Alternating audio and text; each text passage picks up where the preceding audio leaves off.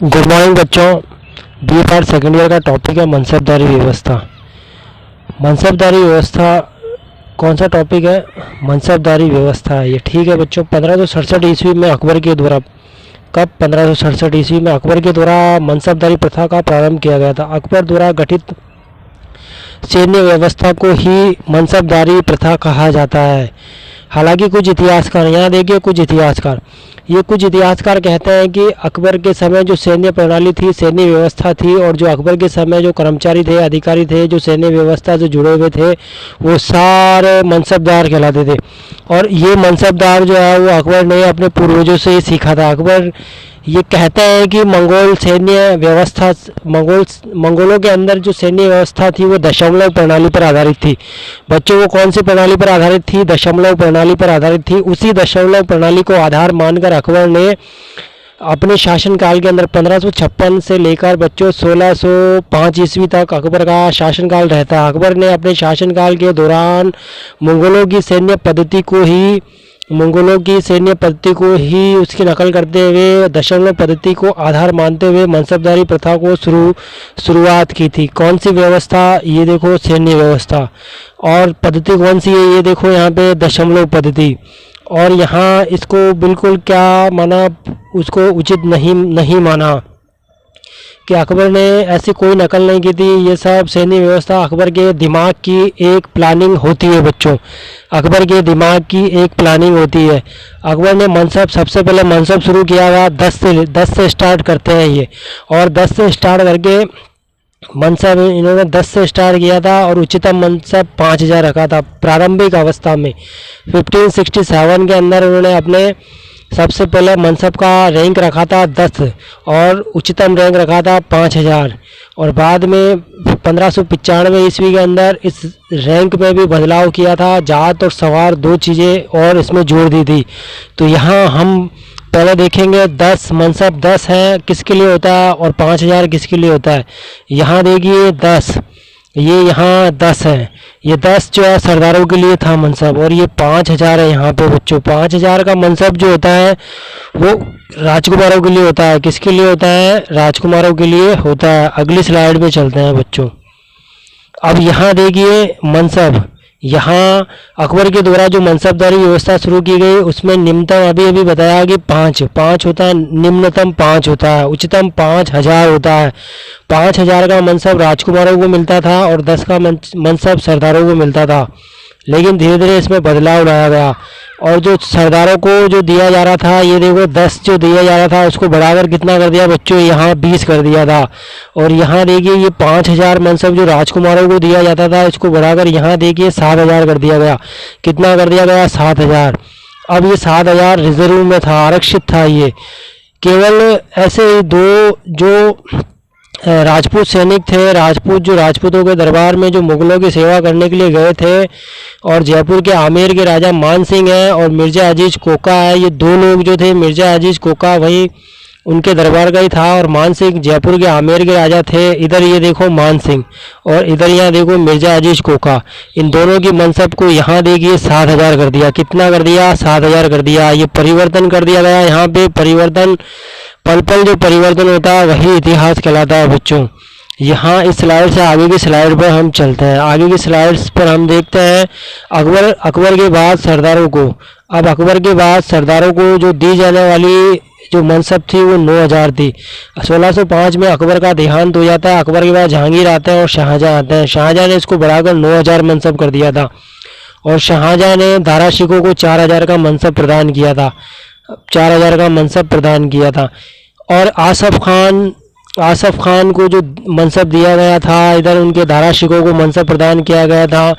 शाहजहां के इतिहास को हम देखते हैं तो शाहजहां के 4 बेटे थे, और यहाँ दारा शिकोह को 4000 का मनसब दिया गया था। यहाँ देखिए रकाब, ये क्या है? यहाँ पे रकाब है यहाँ पे, और ये रकाब दिख रहा है आपको। यहाँ तैनाती यान है यहाँ पे क्या है? तैनाती यान। रकाब का मतलब होता है जो मनसबदार दिल्ली दरबार में रहकर ही जो मनसबदारी करते हैं, जागीर की देखरेख करते हैं, वहाँ की आय को इकट्ठा करते हैं, वो रकाब कहलाते हैं। और जो मनसबदार राजधानी के बच्चों बाहर चले जाते हैं, कहाँ चले जाते हैं, बाहर चले जाते हैं, वो तेनातियान कहलाते हैं। वो क्या कहलाते हैं, तेनातियान कहलाते हैं।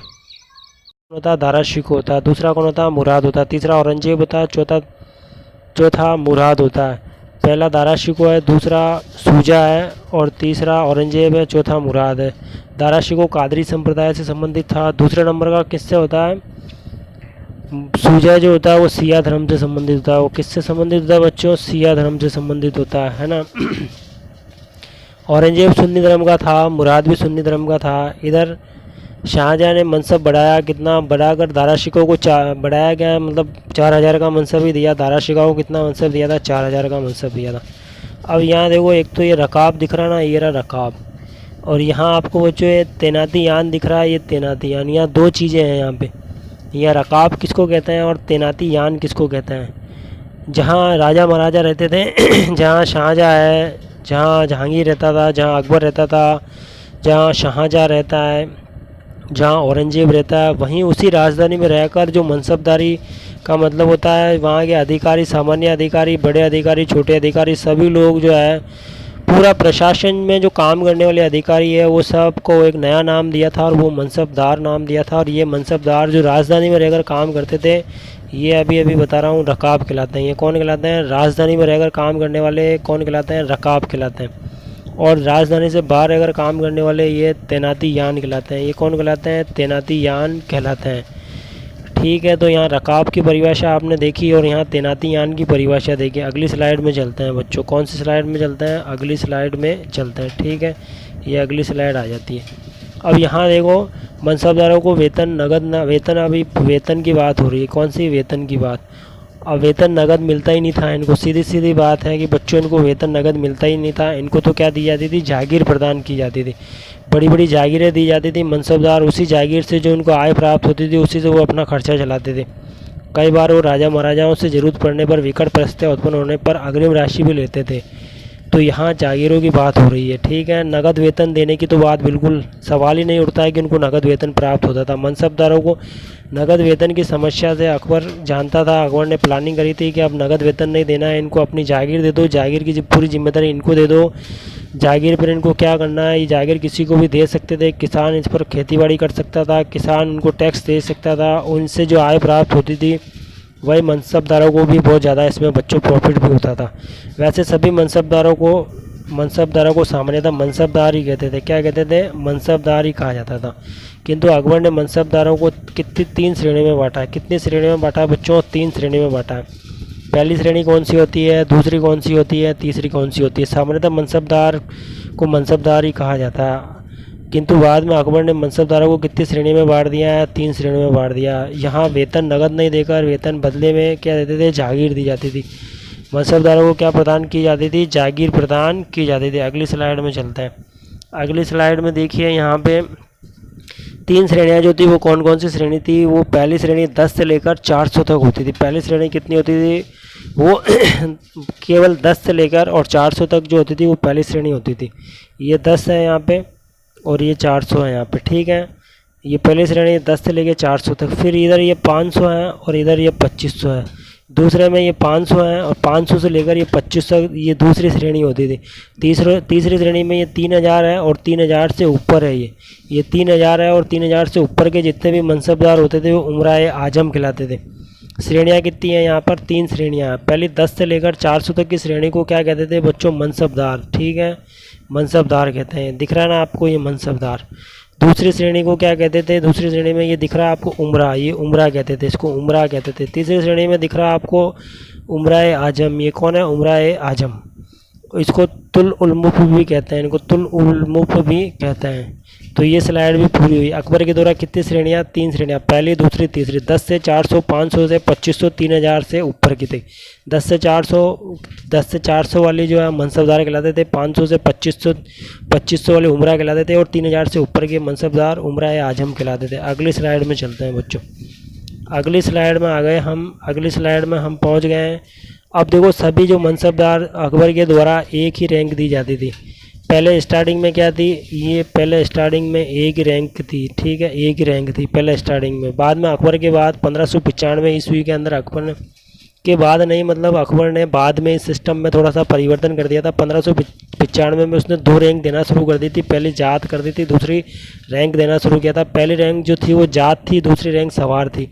अब बच्चों ये जात क्या होता है और सवार क्या होता है, विश्लेषण करने के बाद हम इस तथ्य पर पहुँचे हैं कि जात का मतलब होता है वेतन और सवार का मतलब होता है कि घुड़सवार। जात का मतलब होता है कि उसको कितना वो संख्या में साधन रखेगा और उसको कितना उस संख्या के साधन के आधार पर उसको वेतन मिलेगा। सवार का मतलब होता है कि वो कितने घुड़सवार, घोड़े जो होते हैं यानी घोड़े सवार, गुड़ के पीछे सवार लगा दो घुड़सवार हो जाएगा, वो कितने घुड़सवार रखेगा। तो उसकी दो रैंक हो गई। पहली रैंक कौन सी है, जात रैंक है, दूसरी रैंक कौन सी है, सवार रैंक है। इसमें भी बाद में परिवर्तन होता रहा। कई बार की जात को भी बढ़ा दिया जाता था, सवार को वही रखा जाता था। जात में साधन संख्या बढ़ा दी और सवार घुड़सवार उतने ही रखे गए थे। कई बार सवार को दुगना कर दिया जाता था, जात उतना ही रखा जाता था। तो अलग अलग जो है शाहजहाँ के समय में ये परिवर्तन होता रहेगा, औरंगजेब के समय में ये परिवर्तन होता रहेगा। अब जैसे 5000 जात होती है और 4,000 इस जात 5,000 तो क्या है सवार है, और 4,000 ये 5,000 तो सवार है, और 4,000 ये जात है। तो अलग अलग है ना, ये अलग अलग व्यवस्था है। यहाँ पे क्या है, अलग अलग व्यवस्था है। तो सभी मनसबदारों को अकबर के द्वारा एक ही रैंक दी जाती थी, किंतु बाद में ये इसमें परिवर्तन होता रहा। जात और सवार 2 रैंक देने के पीछे भी कुछ अलग अलग विद्वानों की अलग अलग परिभाषा है। कुछ विद्वान अलग परिभाषा बताते हैं तो कुछ विद्वान अलग अलग परिभाषा बताते हैं, और घुड़सवार भी इसको कहा जाता है। ठीक है, अगली स्लाइड को देखेंगे हम। कौन सी स्लाइड को देखेंगे, अगली स्लाइड को हम देखेंगे बच्चों। अगली स्लाइड में आ जाओ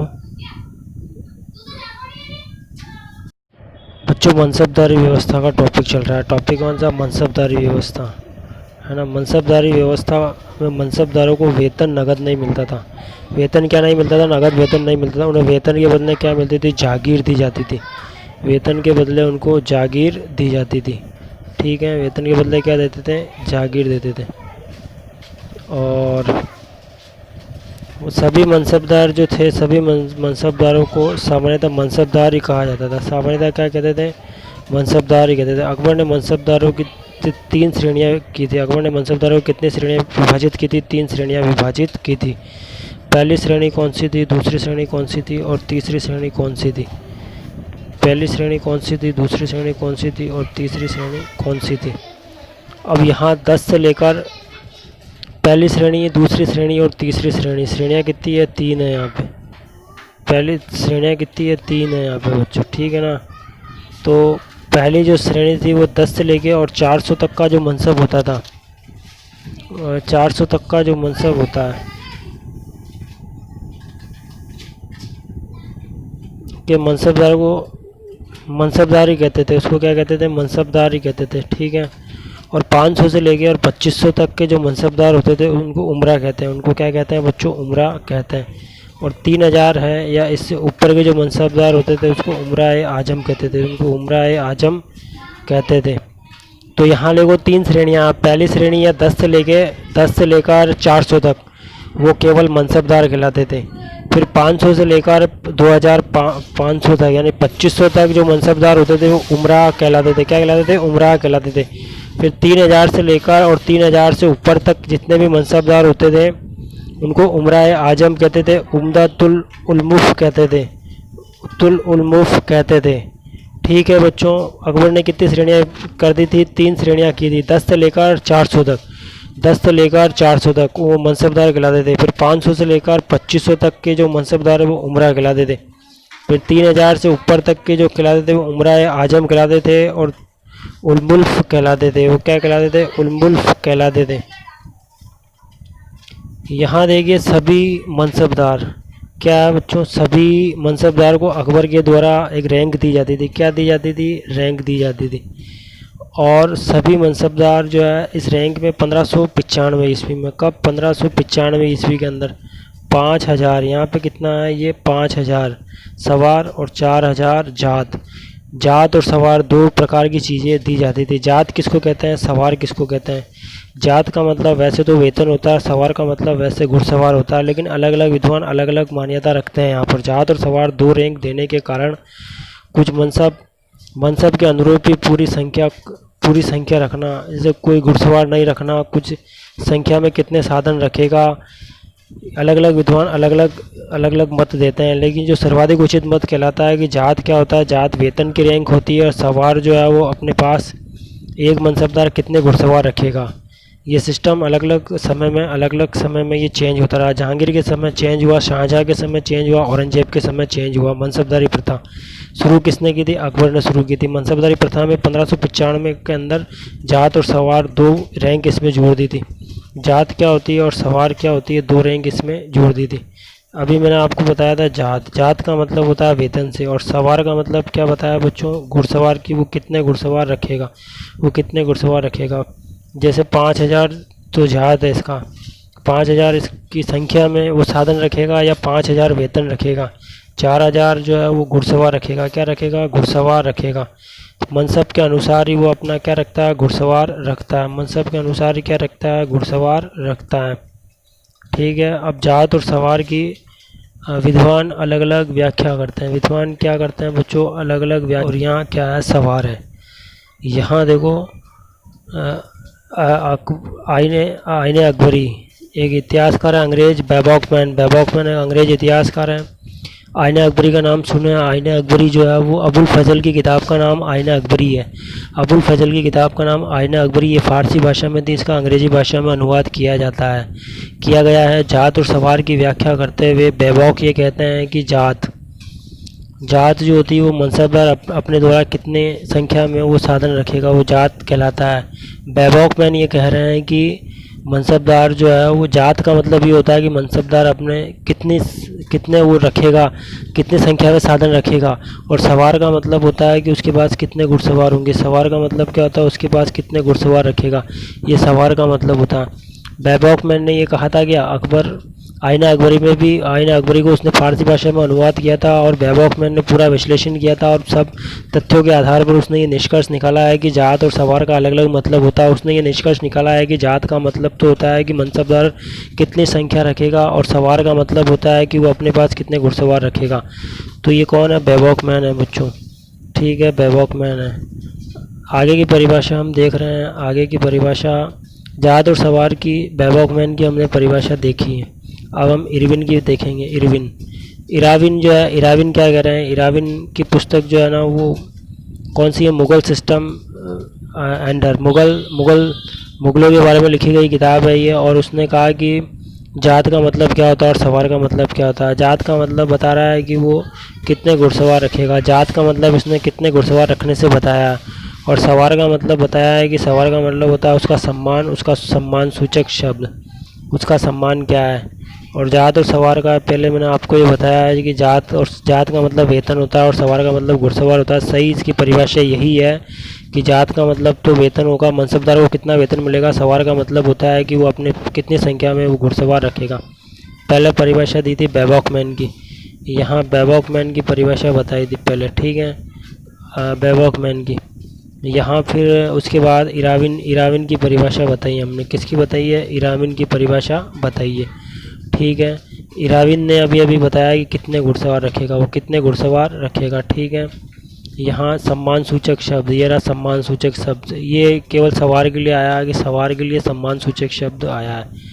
आगे की परिभाषाओं को देखते हैं। परिभाषाओं को हम देख रहे हैं बच्चों। देखो, अब्दुल अजीज, ये कौन है? अब्दुल अजीज, ये यहाँ अब्दुल अजीज है। ठीक है, Mansabdari system under the Mughals, इनकी अब्दुल अजीज की किताब का नाम है Mansabdari system under the Mughals. ने लिखा है कि जात का अर्थ बताया इन्होंने और सवार का अर्थ बताया। दो प्रकार की जात का भी अर्थ बताया, सवार का भी अर्थ बताया था। जात से ये अभिप्राय है कि उस मनसबदार द्वारा कितने साधन रखे जाएंगे।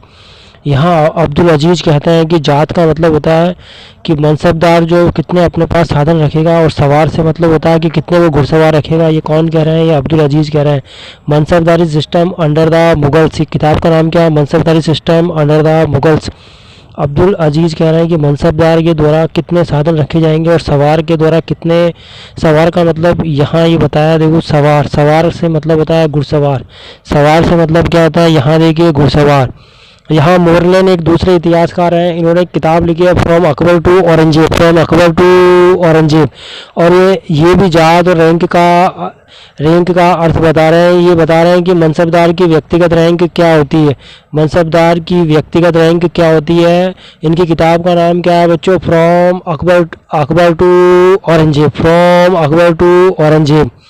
और सामान्य रूप से जात और सवार का मतलब क्या होता है, जात का मतलब होता है वेतन से, उसकी वेतन की रैंक होती है। और सवार का मतलब होता है कि वो कितने घुड़सवार रखेगा, वो कितने घुड़सवार रखेगा। यहाँ सामान्यतः मोरलेन के द्वारा दी गई जात और सवार की व्याख्या, कौन से इतिहासकार हैं यहाँ पे बच्चों, ये मोरलेन है। और ये कह रहे हैं कि जात और सवार की व्याख्या को ही अधिक सही माना जाता है। इनका कहना है कि जात का मतलब होता है वेतन, और सवार का मतलब होता है घुड़सवार, और इन्हीं की व्याख्या को सर्वाधिक उचित माना गया है। मनसबदारों को अपनी व्यक्तिगत रैंक का जो वेतन मिलता है, यही वेतन जो है वो खासा कहलाता है। वो क्या कहलाता है बच्चों, खासा कहलाता है। जबकि घुड़सवारों को जो वेतन मिलता है वो ताबी नाम कहलाता है, वो ताबी नाम कहलाता है। दिख रहा है ना बच्चों, ये कौन सा है, ताबी नाम। और जो उनको वेतन मिलता है वो खासा कहलाता है, वो क्या कहलाता है, खासा कहलाता है। परिभाषा किसने दी थी, मोरलेन ने। परिभाषा किसने दी थी, मोरलेन ने। आगे हम देख रहे हैं कि मनसबदारों के द्वारा समय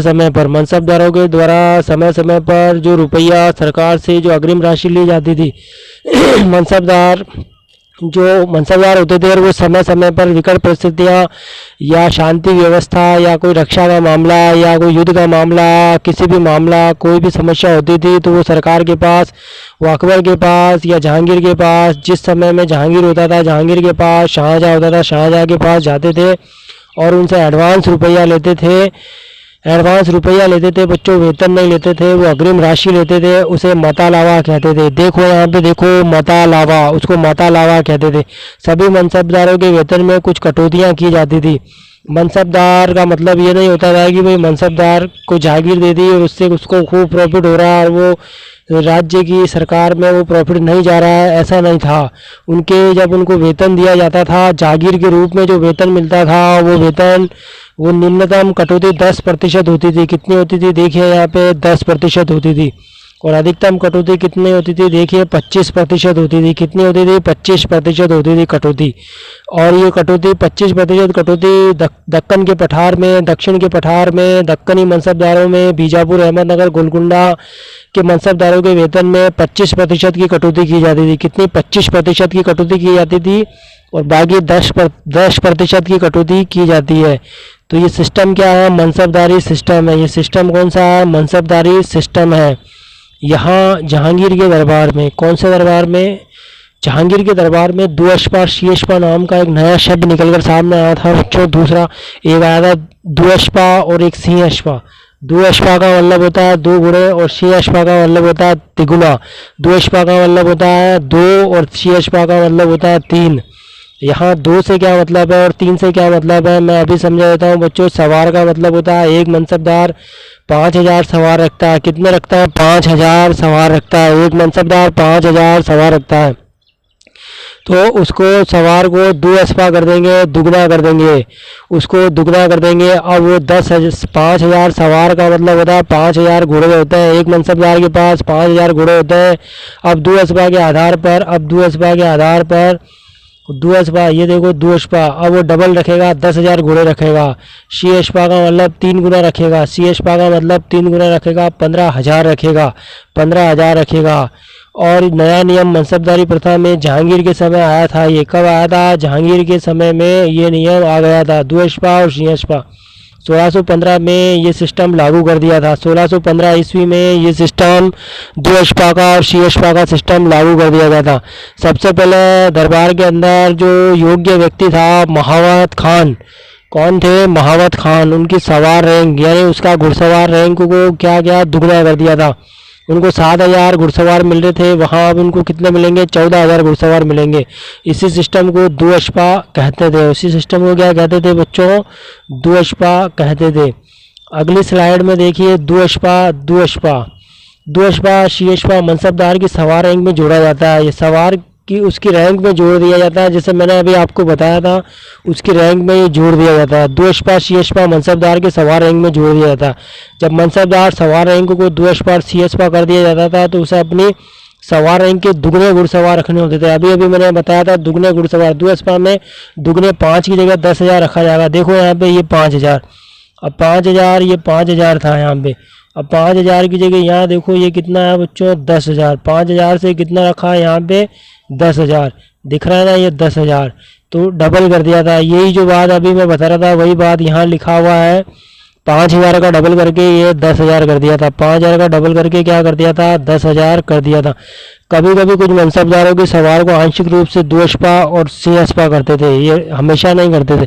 कभी कभार जो है डबल करते थे, कभी कभार तिगुना करते थे। उसकी बाकी सवार रैंक को बराउदी कहते थे, बराउदी कहते थे। यहाँ देखिए 5,000 जात है, यहाँ 3,000 सवार है, तो 3,000 सवार है, यहाँ 3,000 द्वशपा शीशपा है और यहाँ 3,000 है। ये बराउदी कहलाता था। कई बार क्या है कि बराबर ही रखते थे, कई बार बराबर रखते थे, चेंजेस नहीं करते थे, बराउदी कहलाता था। और शीशपा जो है दुगने घुड़सवार के, शीशपा तिगुने 3 6 दुगना 6,000 हो गया, तो दुगना 6,000 हुआ था। नेक्स्ट स्लाइड में चलते हैं हम। देखिए मनसबदारी प्रथा में, मनसबदारी प्रथा में एक 1/3, ये देखो 1/3 और 1/4 का नियम शाहजहाँ के समय में लागू हुआ था। मनसबदारी प्रथा का 1/3 और 1/4 का नियम शाहजहाँ के समय में लागू हुआ था 1648 ईस्वी में। उसके शासनकाल के ये 20वें वर्ष में शुरू हुआ था बच्चों, ठीक है। शाहजहाँ ने अपने शासनकाल के 20वें वर्ष में यह आदेश जारी कर दिया था 1/3 का, 1/4 का। 1/3 1/4 क्या होता है, 1/3 1/4 क्या होता है, ऐसे मनसबदार जिनकी नियुक्ति और जागीर एक ही प्रांत में होती थी, एक ही जगह है, एक ही जगह उनकी एक ही जागीर में उनकी नियुक्ति है, एक ही जागीर है, एक ही प्रांत है, वे अपनी सवार रैंक का घुड़सवार रखेंगे। उनकी सवार रैंक जितनी होगी उतना ही वो घुड़सवार रखेंगे। मतलब उनके पास 3,000 घुड़सवार है तो वो 3,000 रैंक का ही घुड़सवार रखेंगे। वो क्या रखेंगे 3,000 रैंक का ही घुड़सवार रखेंगे। लेकिन कुछ ऐसे मनसबदार होते थे जिनकी नियुक्तियां एक ही प्रांत में होती थी, जिनकी नियुक्तियां एक ही प्रांत में होती थी और जागीर किसी दूसरे प्रांत में मिली हुई थी। प्रांत तो एक ही होता था, तो प्रांत एक ही प्रांत में, इस एक ही बंगाल में उसकी नियुक्ति हुई है, ये एक ही प्रांत में। याद है वो प्रांत एक ही प्रांत बंगाल है, लेकिन जागीर का गुजरात में है, जागीर गुजरात में मिला। वह अपनी सवार रैंक का 1/4 घुड़सवार रखेगा। वो अपनी सवार रैंक, उसका जितना रैंक होगा, जितना जात होगा, उस जात का 1/4 घुड़सवार रखेगा। जैसे 6,000 जात और 6,000 सवार, सॉरी 600 जात है और 600 सवार है, तो 1/4 भाग ही रखेगा। वो कितना रखेगा 1/4 भाग ही रखेगा बच्चों। यहाँ देखिए, यहाँ अगली इस स्लाइड में हम देखते हैं कि जबकि जागीर किसी दूसरे प्रांत में मिली हुई है और वह अपने सवार रैंक का 1/4 घुड़सवार रखेगा। ये वही बात दोहराई गई है यहाँ पे। और जिन जिन मनसबदारों को शाहजहाँ द्वारा 1686 ईस्वी में मध्य एशिया के विरुद्ध जो 1646 में एक अभियान पर भेजा गया था, उन्हें अपनी सवार रैंक का 1/5 घुड़सवार रखने का आदेश दिया था। कितना दिया था ये देखो 1/5 घुड़सवार रखने का आदेश दिया था, 1/5 घुड़सवार रखने का आदेश दिया था, ठीक है। यहाँ देखिए वही 1/3 का 1/4 का नियम शाहजहाँ के समय लागू हुआ था। और मनसबदारी प्रथा में एक मंच स्केल होता है बच्चों, भाविक अनुपात के आधार पर भी एक नया नियम शाहजहाँ के समय लागू किया गया था। अकबर के द्वारा निर्धारित किए गए मनसबदारों के वेतन मान का शाहजहाँ के समय पूरा का पूरा निर्धारण किया गया और शाहजहाँ किसी मनसबदार को पूरे 12 महीने या 1 वर्ष का वेतन न दिया जाकर किसी को माह का, किसी को 6 महीने का, किसी को 3 महीने का, किसी को 4 महीने का ही वेतन दिया जाता था। क्रम से 4 आर्थिक महीने का वेतन दिया जाएगा। 4 मई मनसबदारी, 8 मई मनसबदारी कहते थे। 4 मई, ये देखो 4 मई मनसबदारी कहते हैं, ये देखो यहाँ पे 4 मई मनसबदारी कहते हैं, यहाँ ये 8 मई मनसबदारी कहते हैं। तो वेतन महीनों के आधार पर जो वेतन दिया गया था, ये नियम शाहजहाँ के शासनकाल में अनुपात में हुआ था, एक स्केल के आधार पर हुआ था। इसको भाविक अनुपात भी कहते हैं। इसको कौन सा अनुपात कहते हैं, भाविक अनुपात भी कहते हैं। मनसबदारों के वेतन में जो जो भी सिस्टम लागू किया गया था, मोरलैंड जो है वो शाहजहाँ के समय में आर्थिक संकट भी उत्पन्न हो गया था और ये औरंगजेब के समय में चलता रहा था। औरंगजेब कालीन और मुगल अमीर वर्ग, अमर अली ने इस पर लिखा भी था, जब और हासिल के आधार पर बाद में मनसबदारी सिस्टम को लागू किया गया था। यहाँ एक प्रथा मशकत प्रथा की शुरुआत हुई थी शाहजहाँ के समय में। मशकत प्रथा में मशकत प्रथा, ये देखो कौन सी प्रथा है यहाँ पे बच्चों, ये कौन सी प्रथा है, ये मशकत प्रथा है, ठीक है, दिखाई दे रहा है ना यहाँ पे। जब किसी मनसबदार को किसी नए स्थान पर किसी नए पद पर नियुक्त किया जाता था और ये आवश्यक माना जाता था कि उस मनसबदार को अपने नए पद का उसको जो है निभाने के लिए उसके लिए सवार रैंक में अधिक घुड़सवार की जरूरत होगी या उसकी सवार रैंक में आस्था भी होती थी, उसमें तो वृद्धि कर दी जाती थी, मशकत प्रथा कहते थे, है ना। उसमें क्या होता था बच्चों, कोई नया पद होता था और कभी ज़रूरत पड़ती थी ज़्यादा घुड़सवारों की तो ज़्यादा भी देते थे और नहीं ज़रूरत पड़ती थी तो नहीं देते थे। मनसबदारों को कई बार उनको अगर वो सही काम नहीं करते थे तो उनको हटा भी दिया जाता था, ये देखो हटा भी दिया जाता था। अस्थायी वृद्धि दर को भी उनकी रद्द कर देते थे, उनकी जो दर जो होती थी उसको भी क्या करते रद्द कर देते थे।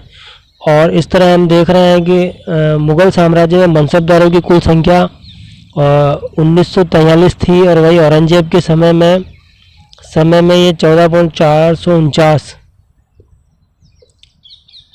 मुग़ल साम्राज्य में ये जागीरदारी संकट उत्पन्न हो गया था, मतलब कहने का मतलब पहले ज़्यादा थी और बाद में ये संकट उत्पन्न हो जाता है। क्या हो जाता है, संकट उत्पन्न हो जाता है और धीरे धीरे मनसबदारी सिस्टम जो होता है, मुग़लों के बाद मनसबदारी व्यवस्था जो है बेरोजगारी आ जाती है और जागीरदारी संकट उत्पन्न हो जाता है। और ये टॉपिक बच्चों यहीं पर समाप्त होता है। Thank you very much.